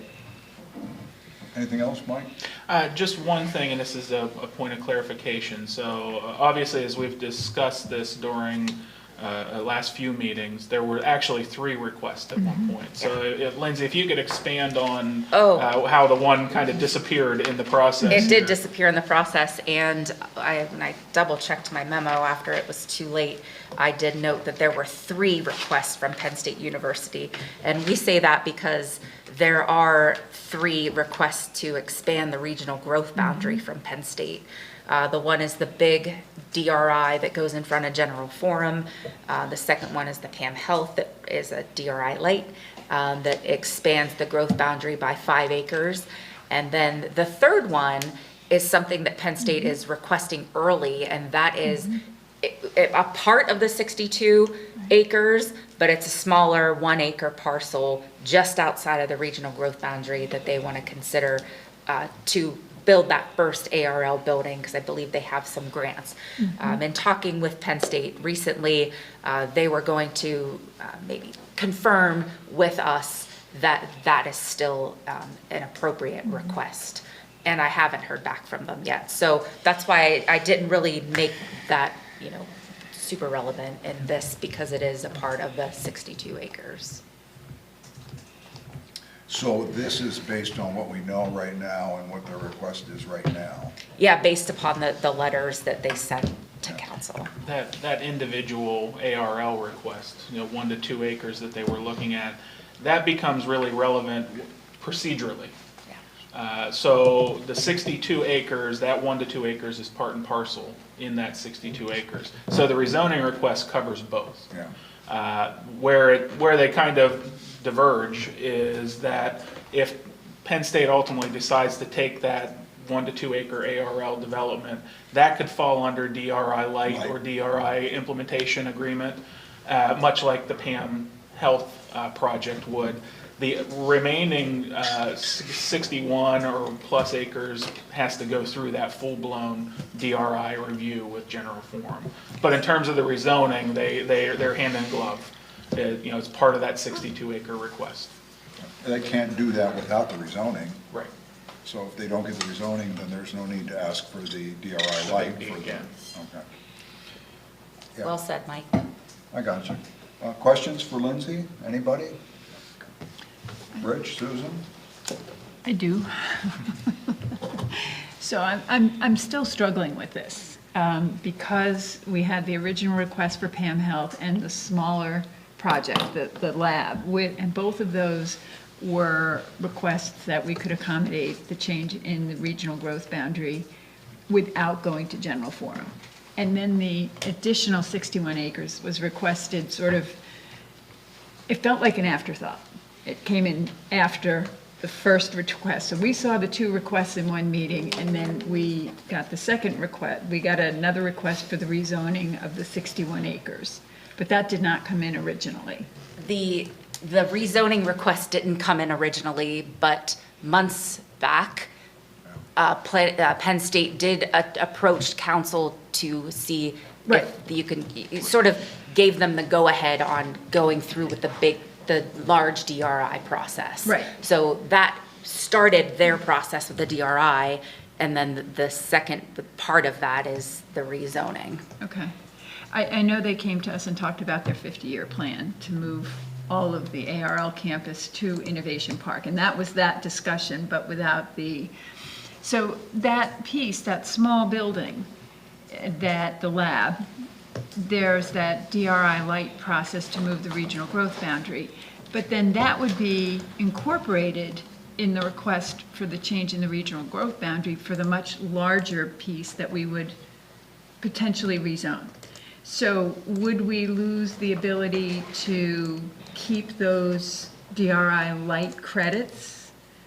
Does that make sense? So do you see what I'm asking? That's a good question. Yeah. Because So it's a little, exactly, and so what we've done with these 2 requests quickly is within a year of getting that 5-year agreement implementation, we've used all the DRI light credits that we could use for anything over in that area as we're potentially. Right, we're getting close, and the Center Regional Planning Commission today just made a recommendation for the Clearwater DRI, so that's going to come back to council too. Right. So yes, we're using up what we're provided or what we're It's allowed. 12 acres and between Clearwater and these two, the smaller, the lab, between Clearwater, Pam Health, and the small lab, that's 12 acres. Yeah, it's very close. 11 point Yeah. something. Yep, so if that one, but I don't know if that small one, even if they decide it's gonna go away, it still need, that portion is still gonna need rezoned up to the up to the PRBD line Right. with Innovation Park. So that small piece could be approved as a PRBD, and the regional growth boundary, because that was the first thing I understood when they brought that request, when we got the very first, well, the second meeting, when Catalyst came and showed us the Pam Health, and then we saw from ARL, just the request to rezone around the lab and move the regional growth boundary. There was no discussion of the extra 61 acres. But isn't that muddying two very distinct, separate processes? It is muddying, that's why I'm struggling. Oh, okay. Yeah, you're I'm trying to tease this out. Lindsay's pulling them out and you're putting them back together. And because maybe it's because of the actual land around that. You understand what I'm saying, that there's this smaller piece within a larger piece. The smaller piece was the original request, we were comfortable with that, but then a larger piece came, surrounded all that and sort of.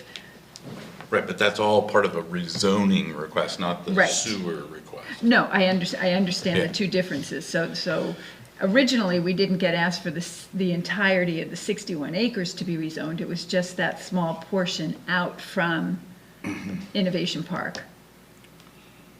Am I remembering that correctly? I was gonna say, I recall them bringing it forward as we're looking at all this. Okay. But we may wanna do this little piece sooner. Got it. And everything. And so they broke it back out Got it. from that aspect of a timing thing. But my recollection Okay. is they always wanted to have all of that rezoned. Right, and I more remember into the that. 50-year plan. I did not remember the rezoning request that night, so that is helpful. But I don't remember anything about rezoning that night. Did that come up in Well, the you original? they can't do the DR light or heavy without The proper rezoning, zoning. sure. Without proper zoning. Oh, no, and I can see that too. I can see that too. And that's maybe part of the problem. This feels a little disjointed. It's, what's coming first? Are we being asked to do this or this first? It would make sense to do the rezoning first and then the other pieces of it, because without the rezoning, you can't do any of it.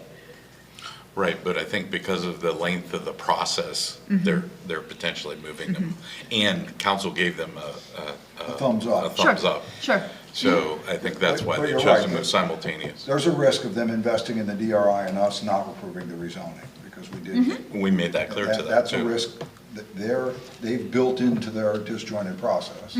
Okay, and I think that's what I wanted to clarify. And this is not approving anything, this is sending the remand letter to, and so in my way, I'm going on record with PC and explaining that that's a concern for me. A quick follow-up to the Could I understand what the concern is? It's the way in which it's been presented. Maybe my brain thinks about things in a more linear fashion, but this still feels not clear to me. Okay, but the risk is on the developer, is on Penn State. Right, understood. But this doesn't imply there's no risk there. That's what I'm saying. The risk is there. To Susan's question about, do we get back those acres in the little parcel of the DRI light if the entire COG approved DRI moves forward? We don't know, we probably don't know, but we would assume, right? I would assume if they didn't go forward with the little one right away and just went forward with the big one, that, we would get that extra back to add put back in the bank. That 1 to 2 acres is important, as is the, EDUs. Yep. Yeah. So, your point's a very valid one, Susan. Some of this is, Penn State, you need to tell us what you want to do. That's a better articulation of what I'm trying to say. Because they've been a little fluid with that ARL development. So if they're still pursuing it, then there are kind of 3 projects in play. Right. But the rezoning is kind of 2 projects within that. Right. Because you've got 62 acres that they're asking for rezoning on. 1 to 2 acres of that 62 request is relevant to the DRI light. And another question, that 62 acres is to the west of Innovation Park. The 5 acres of Pam Health is to the east. So we're actually rezoning 2 separate places. Yeah. That's why there's 2 separate requests from Penn State. Yeah. That became 3 It requests. makes it complex. I mean, you're getting hit with essentially rezoning, 3. there's 2 separate. Yeah, 3 requests impacting 2 rezoning requests all at the same time. Yeah. But you're exactly right. Pam Health is kind of its own standalone. Right. It's over here on the east side of this. They need rezoning, and then they need DRI light. Right. So that's it's separate and distinct. You have 2 DRI processes associated with Penn State's other requests. Right. One can go through the DRI light if they choose to do it, and that's that 1 to 2 acres for the ARL storage building. The And then the other rezoning goes- encompasses that. Right. And for them to get the rest of that DRI put through, they need rezoning. That's why they're asking for it now, because they know that's a much longer runway in terms of a process. And maybe one of the other questions would be, and this is theoretical, hypothetical to help me understand, but if they hadn't requested the 62 acres as a whole be rezoned, could they have asked for just that land around the lab to be rezoned? So we could have cut that out and said that will be rezoned and they can move forward with that, but this would not be. So Well, that's they possible. could have, and It's a planning question. similar to the DRI process, if they're not moving forward with the smaller one, they would have almost the same costs to pursue the little one and then pursue the big one. So they would probably want to, if they're not moving forward with that, they would just do the big one. Some of this is as much a gauge of council as it is anything. Yeah. Are you willing to entertain 62 acres of rezoning? All at once. All at one time. And if that's the case, well, that meets the master plan. Oh, and by the way, we have a project we'd like to advance really fast as part of that, utilizing this other process. So, yeah, it is. I understand where the struggle's coming from, because it's taken me a while to follow it through and kind of understand what's happening. And it doesn't help that Penn State has kind of backed off a little bit on the individual project for ARL. That has muddied the waters a little bit. I think the remand would have been a little clearer if we could have said, yeah, they definitively want to do this and they want to do this. Now it's, and I brought it up, but that's what makes it. They had already asked for it, and I figured that question was already in minds around the table anyway. Yeah, I mean, I understand. I feel the same way, right? If they came in and they say, well, we're developing all 62 of these acres, right? It would be a little simpler, right? Like right away. You're going DRI process. Yeah. and, Right. yeah. That was the confounding request. 62 acres makes sense, and then within that 62 acres, the project would go in that, but then it was the problem, so. Yeah. And then the only other comment or concern I had was, and Mark helped and Lindsay helped me through an email, is just that the PRD is now a permitted option in the PRBD. So there is the potential for residential development if we approve those rezonings. As a conditional use. As a conditional use. Right, as conditional use, Yeah, that's right. an important piece But I of think it. that's really important. We had talked about that when we did that with, Yes. and That we was talked very about deliberate. So, Rich, did you have anything else? No. Like I said, I understand. I guess I'm able to compartmentalize it of the zoning is a specific path and the DRIs are a specific path, but. Is there anything out of that discussion that we should put into the remand? Well, let's wait a minute. I want to go to Dustin first. I don't have any additional questions. I was just going to, address. Because I do, so. Oh, okay, great. Go ahead. Well, first of all, I think I do. You decide whether it should go in there or not. I agree with Rich. This is very complicated. Penn State has made it more complicated, but the risk is theirs here. Assuming we just don't say forget it because we don't understand it, which actually could happen. But I think we're plowing through it. And I think we might just have a slight advantage in having been through this before and knowing the UPD and knowing this process. but it is convoluted. My concern is minor, and I don't know if it's part of the remand or just discussion with Penn State. I'd like to get a commitment from them on whether the DRI light for the small process is going to move forward. Because I don't want to burn those acres of DRI light from our Inventory. From our inventory. Yeah. If we go through this process and we complete it before the DRI is, I'm guessing they're burned, even if We committed to using them for that. Right. So in some way, whether it's through the remand or through conversations with Penn State, if we can flesh that out from them and tell them, we're on board, despite the fact you've made it very difficult for us, if we can get a commitment from you on those couple of acres because of our limited inventory of DRI light. So you guys decide whether that's My 2 cents, and I agree entirely with you, Eric. The first step in this is a conversation with Penn State. To understand exactly what their process is. And I recognize it's not, Penn State's, it's its own unique animal. There's a decision process that takes some time with Penn State, but we need some clarity because we don't know when the next person's going to come knocking with a DRI light request. We've got traction with a lot of development happening out in this area that's really close to the growth boundary.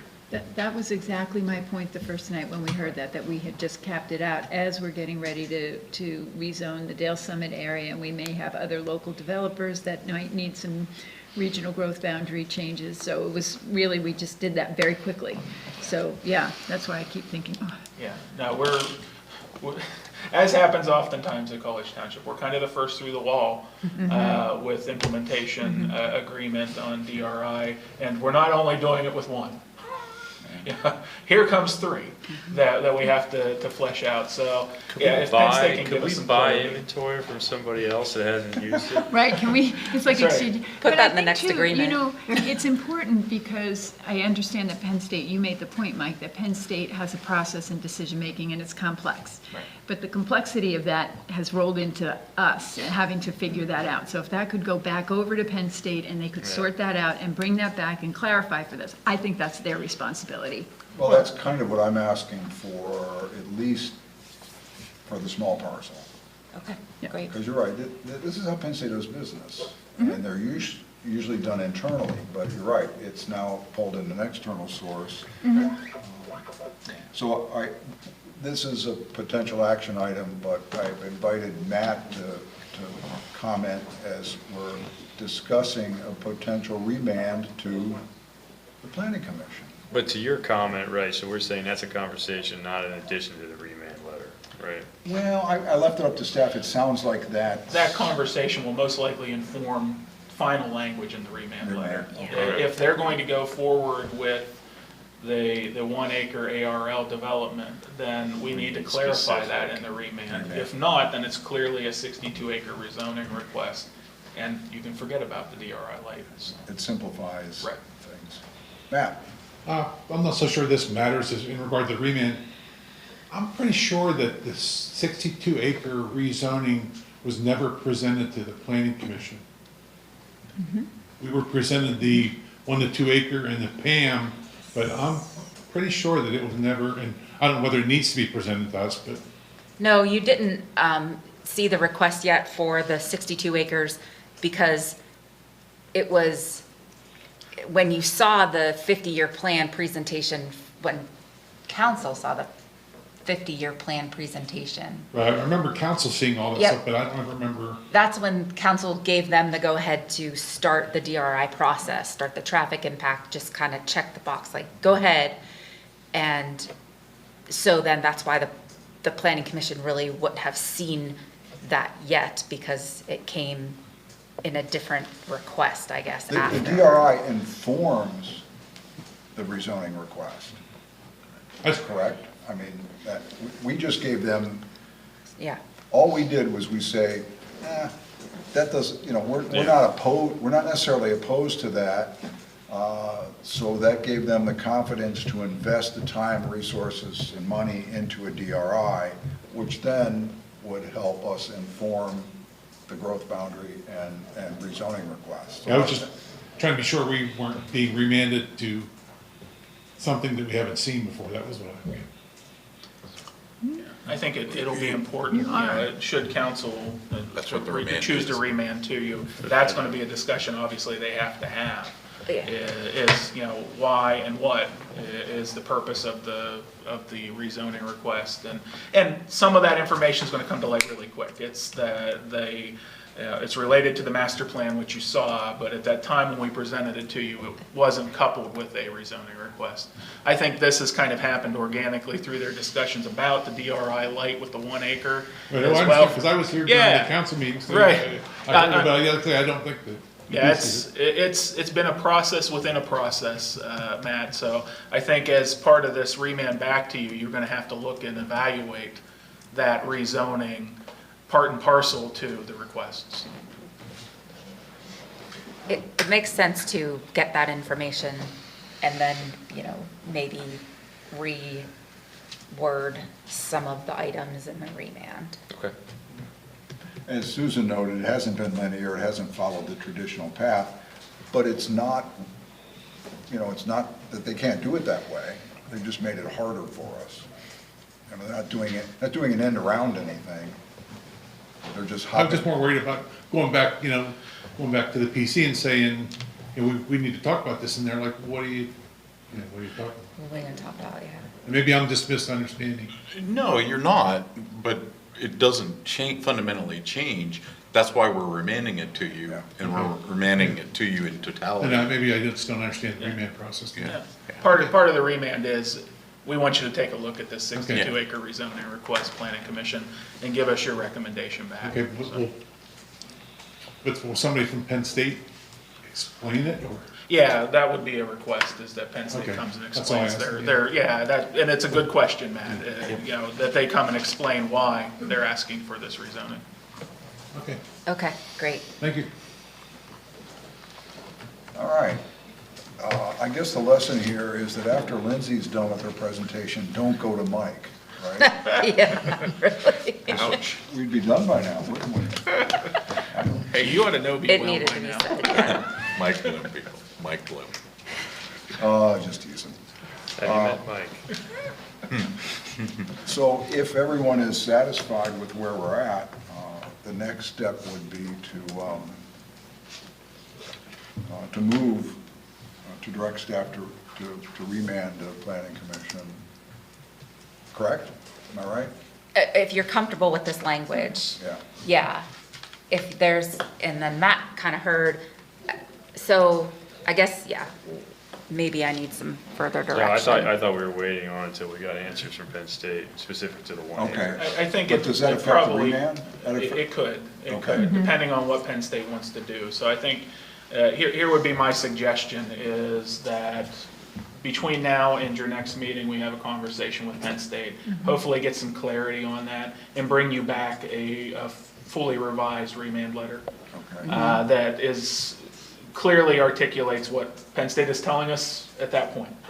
Yeah, whether it's including the ARL, DRI light, or just the 62 acres. That was my alone. concern, so. Yeah, would be a little awkward to approve the remand letter without that little bit of clarity. So. It's a tough one. I must be underthinking this, because the rezoning's the rezoning, the DRI's the DRI, but. And honestly, if council is comfortable, we could send it to you like we've done other ones. Here's what the language looks like. That's another kind of in-between option, yeah. Well, let's see what they say first. Sure. And it's only 2 weeks till the next meeting. If we get a response from them in 2 weeks, we'll probably all be surprised anyway, so. The one question I did have, and this is, this belabors it probably a little bit, but obviously we're hung up on, where Penn State's at. Does this have any dramatic impacts to Pam? And that's a, I mean, in their aggressive timeline? Yeah. yeah. I mean, would you separate the two and just do one at the Yeah. PC now and then wait for the 62 acres so remand to the planning commission the process to undergo the review of changing the zoning for the 5 acres at Pam Health so they can continue moving forward with the East end. DRI light. Yeah. The east end part, yeah. Yeah, the east side, yeah. That's okay. Yeah, I mean, I don't want to, again, belabor it anymore. I understand where Rich is at, though. The rezoning is the rezoning. So, this is very complicated. So we have 3 options. We can go forward as presented, as Rich suggested. We could carve this into 2 pieces, or we can defer and delay. I would offer on the middle option, if it delays Pam, it delays Pam. They're the ones who presented it in this order. The only thing I would offer is they made 2 separate requests. Okay, so we could. If they had thrown them together, then absolutely, if the one can't move forward, none of it can All move right, forward, so but they did separate them. The second request of separating them is legit, right?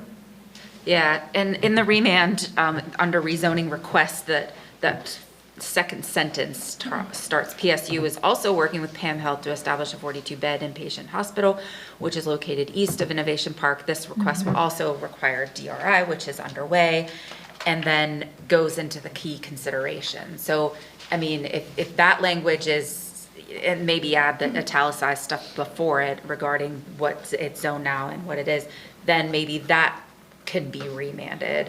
And that may be able to be something that we work back and forth with offline, but. I think if you do that 5 acres as a separate remand, and that takes care of getting that done, and the DRI light credits are there and done, and then the rest of this can get clarified separately. I mean, that's how I see it, but. Yeah. Seems would simplify things, at least, and also for the planning commission in And the it process. pulls all that out. It's probably cleaner that way. I can get behind it. Rich, can you live with that compromise? Oh, absolutely. All right.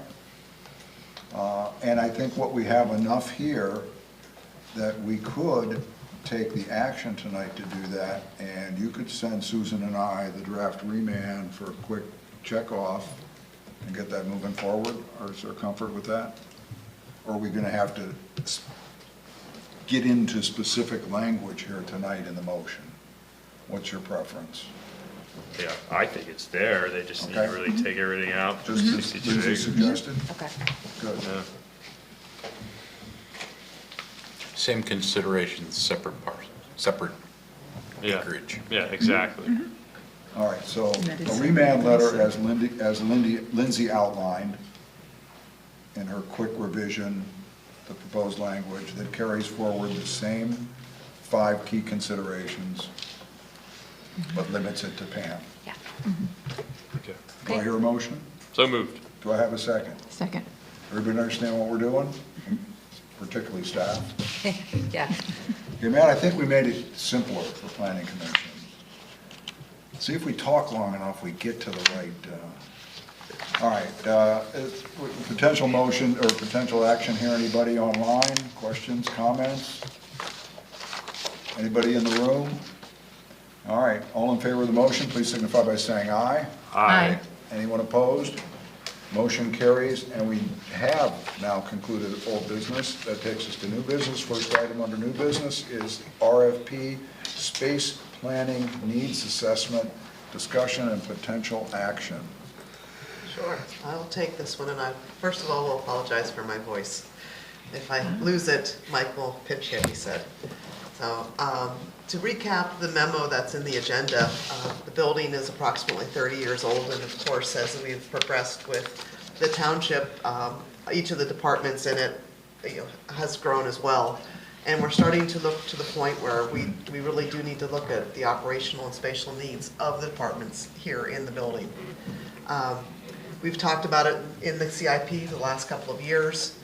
This particular year, it was budgeted that we look for a design professional to help us with assessment, excuse me, needs assessment and some space planning. So Adam, Mike, and I met with a couple of professionals early on, and they really helped us understand what we kind of needed to do to be able to put together an RFP, which the draft is in the agenda for you. And I think what we're really looking for council to do is to provide any feedback or opinions on the excuse me, the RFP. And then as it's noted similarly to the casino study that we did, is have a evaluation committee. So maybe consider who might serve on that along with staff to go through the process, and then of course hopefully take away a study that will then help us move to the next, which would be actual construction. It's design and construction. Did I miss anything? Oh, Okay. wait a minute, we're not asking him anything. I've spoken too much to that. I know, he kind of helped me put this together, because Oh, this is. okay, Mike, since you did help. No, Amy framed it up very well. The ask is really to authorize us to advance the RFP, and who's willing to volunteer to serve on an evaluation committee when we get to that point of having consultants to consider. Questions for staff? Dustin? Should I come back to you? Yeah, please come back. All right. Reg? Yeah, the only question, I understand the needs assessment and space planning and everything, but the key component of that is staffing. Right. And so how are we allocating for that for the future, looking at the growth of the municipality, Right. which might necessitate the growth in staffing?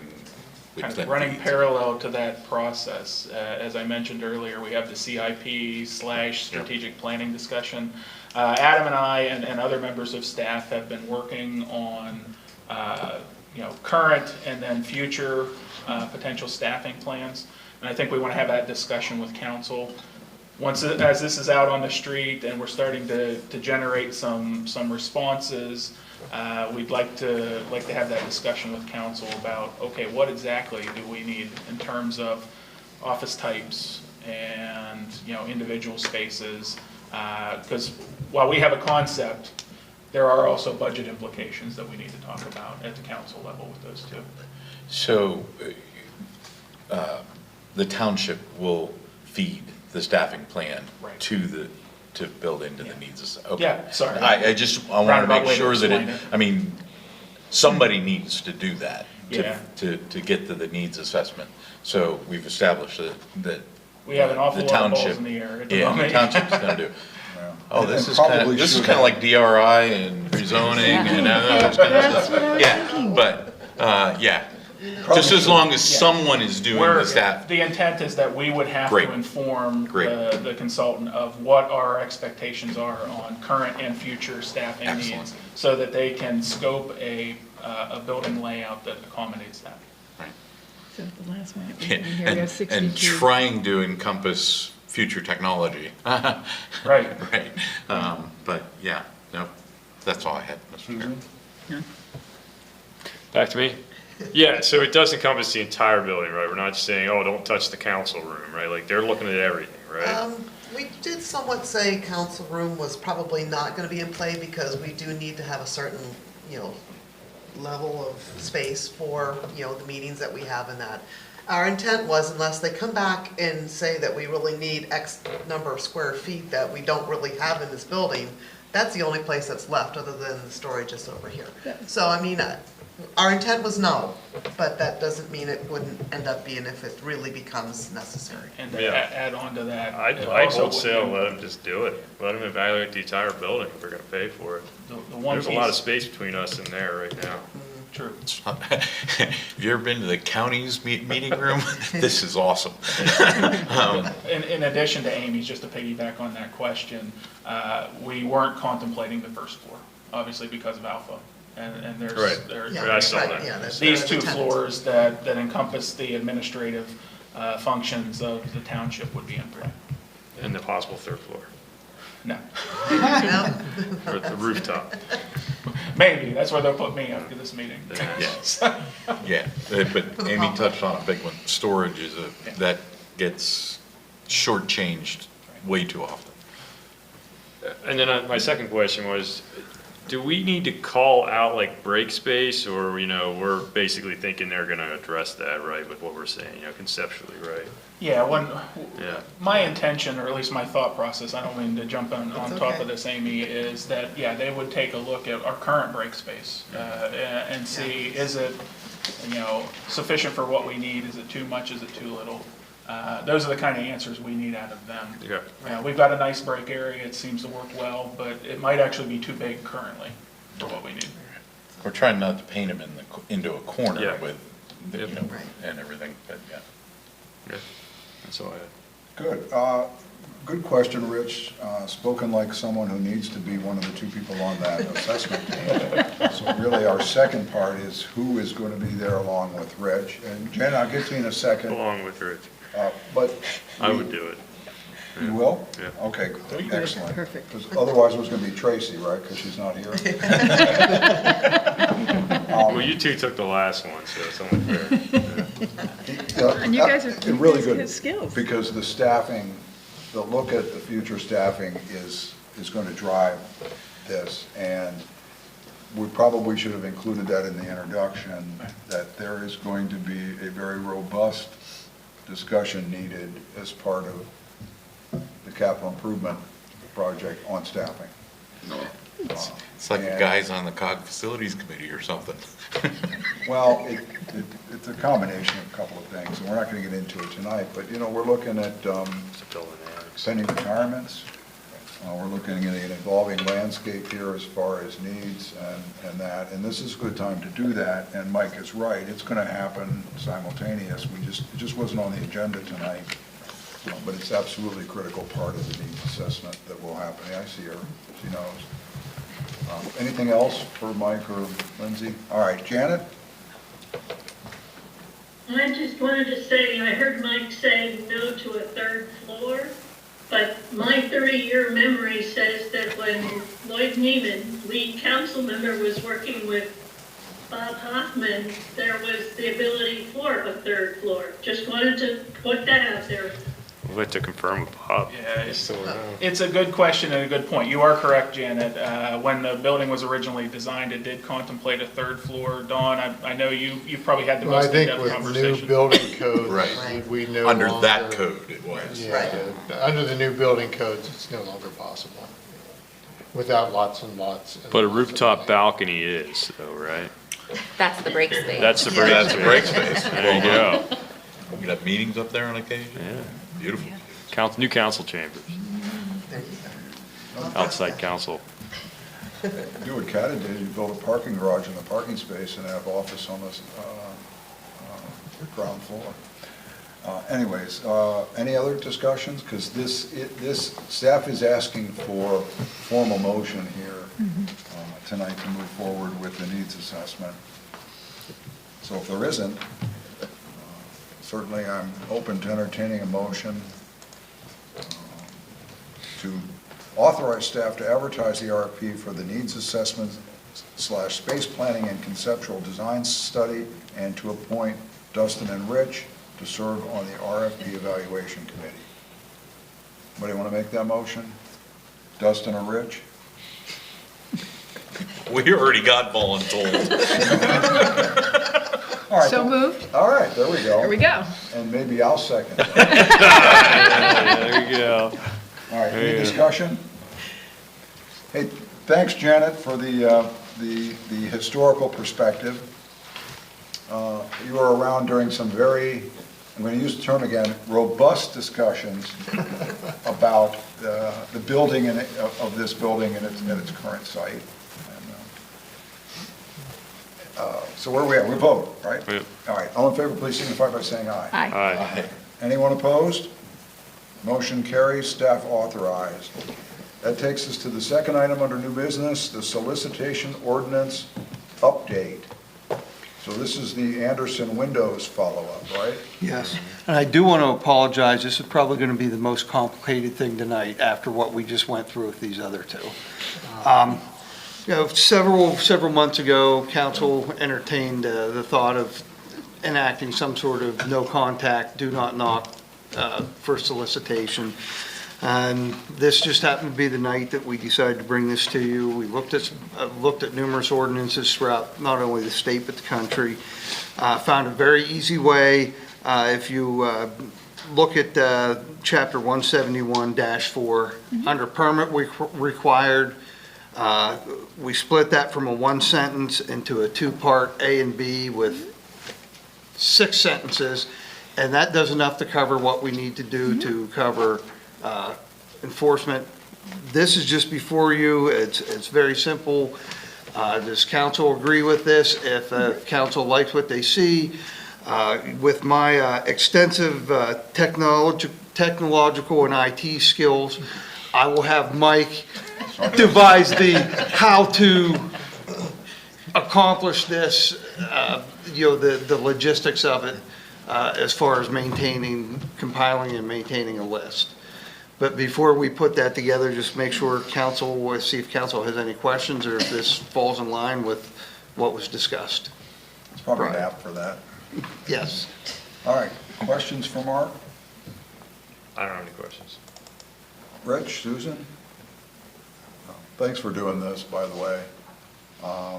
Do I understand that that last sentence in the second one gives somebody the opportunity to take themselves off the list? And while they're, any resident requesting to be on said list may revoke their Yes. inclusion. Yes, So if so- they change your mind and want people knocking Yes. on their door, they can. And my thoughts with this is we would make this, I believe Patton's is set up the same way, is it's an annual list. So it's not on this list and 30 years from now you're on it. At the end of every year, we send an email out, Mr. Bernier, this list is expiring. If you would like to remain on the no contact list, please re-up. So given that, is it really necessary to give someone the option to revoke if they're going to drop off anyways? Why not have it on there? Yeah, it's simple to have it on. There's nothing driving that, I mean, other than it's easy to add on there. Yeah. It requires no additional. Correct. Okay. Just a thought, do we want to make it an annual list or maybe a biannual or? As long as they have the option to revoke, I'm with Rich. I take the heat off you guys and say, let's make it 2 or 3 years. Part The of only it, th- go ahead. Yeah, the only thought we're a relatively transient community. It might almost be cleaner rather than have a list of, if we have a list of 100 addresses, it's, a couple keystrokes for somebody to say, yes, I'd like to renew for another year. And that kind of weeds out the different rental properties that are turning over frequently. Okay. The other aspect of that was consistency with what else is in the region. Patton is a good example. Theirs is an annual list, but I don't think there's any rule associated with that, so. Well, and the permits to solicit aren't. I was going to say, the burden falls on staff. If staff's comfortable with a year, that's fine. Yeah. Susan? No questions. Thanks for doing it. All right. It sounds like everyone is comfortable with what Mark has put forward. I'll have to refer to the memo here. That we need to. This is not in zoning, then nothing needs to go before planning commission. Okay. Just wanted to make sure before we go a little further, maybe sometime in the next, month or two, we'll have logistics worked out and bring it to you for a formal request for adoption. This is just for consensus, Mhm. right? Yeah. At this point. It's like a sketch plan. But basically, like, you're on the right track, keep it up. Yes. It's like 62 acres. Less one or two. Some of this is a With a lab. practical element. I think there's probably some pent-up demand for this in the community. So once you greenlight it, I think we're going to want to make sure that we have all the logistics in place and operating efficiently. We have a pretty long list. It's going to grow pretty quick, I'm assuming. Sounds like there's consensus support. Okay. And with that, we can. I will put my IT skills to work and have Mike put something, figure out the logistics with this. Okay. Is that how the structure works around here? I guess. Whatever works. That's why he's such a popular assistant manager, right? Just as long as he doesn't talk at meetings. I will say Mike is the best assistant. Manager? Mike is the best assistant manager I think College Township has ever had. I like low bars to jump over. Number one ever best. All right. So that does conclude NB2. I like these lighter topics late in the meeting. Is there, well, anyways. All right, that takes to NB3, Thompson Woods Preserve Mission Statement. Again, a potential action item, but we have in our packet a draft to bounce off of council. Yeah, and yeah, staying with the late theme, this may be the shortest memo I've ever written. Couldn't even fill up a page. That's right. Thompson Woods Preserve committees, specifically the governance committee, have been working on formalizing some organizational and operational processes. You know, that's one of the things they've uncovered over the last 18 months to 2 years that they've been talking about. The preserve is exactly how do things function. And in doing that, they recognized they really needed an overarching mission statement to guide some of their work. What you see before you is actually the culmination of each of the members brought an idea to the table for a mission statement. They were very close. So Adam's favorite assistant manager, ChatGPT, took all 5 of them, compiled it into one cohesive statement. Thompson Woods Preserve Governance Committee reviewed it, liked it, wanted to send it out to both the councils of College Township and State College Borough for any feedback you may have on what's prepared here. That's it. So who would like to argue with AI? I wish I could. I actually wish I could critique it, but I actually rather like it, unfortunately. Yeah. The only thing that came a little bit was maintaining, protecting and restoring, but there also is a maintaining mission on it, but I don't know how that fits in, honestly. No, it's a good comment. And who's the ultimate approver of this? End of the day, they're a The committee committee? under you. Oh, okay, so the municipal bodies. Okay. It rests with both State College Borough and College Township. They're a subcommittee under both of you. Okay. ABC, I should say, under both of them. Has the borough seen this? I forwarded it to Tom Fontaine last week, or earlier this week, I apologize. They have not reviewed it at this point. Okay, it sounds like, Rich, did you want to push that a little bit harder? I don't. Okay. I offered as a thought, but I definitely don't need to push it. I think it fits in there very easily, so that makes sense. I'm fine with adding that, by the way, what Rich suggested. Right? Is that what I think it's a very easy fit in, probably right there in that first part of the sentence, where it's by protecting, restoring, maintaining. Instead of two points, it's 3. All right. It sounds like you have consensus, so it is an action item. It doesn't have to be an action item, does it? Yeah, just consensus. I think we have a consensus that it's an AI world and we're all going to be replaced by it before too long. I mean, it's going into the staffing That's in review. the staffing plan. All right. Yeah. There you go. I know who's probably going first. All right. Actually, that concludes new business. Must be record time for 7 agenda items, but that takes us to staff informatives, which I didn't see any included. Did I miss it? Nope. No complaints there. Council and other staff matters. Let's go with council first. Any other staff matters? Rich?